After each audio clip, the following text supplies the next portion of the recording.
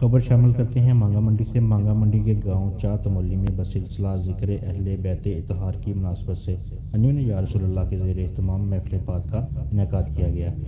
محفل پاک کی صدارت پیر سید محمد رضا حیدر شاہ بخاری آف آستانہ عالیہ سید آباد چونگ شریف نے کی۔ خصوصی خطاب پیر سید محمد رضا شاہ صاحب نے کیا۔ خطاب کرتے ہوئے آپ نے فرمایا کہ مدینہ طیبہ سے میدان کربلا تک اسلام کے لیے عظیم قربانیوں کی تاریخ اسی ماہ مبارک سے وابستہ ہے۔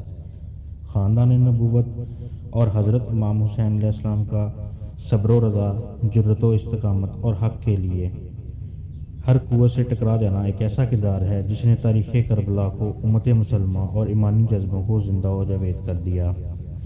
محفل پاک میں سینکڑوں افراد کے علاوہ مریدین اور علاقے کی اہم شخصیات سرفراز بھٹی نمبردار، شیر احمد اویس سابقہ جنرل کونسلر، رانا شہزاد، رانا عبد الجبار، محمد عرفان گل، ناظم بھٹی اور دیگر نے شرکت کی۔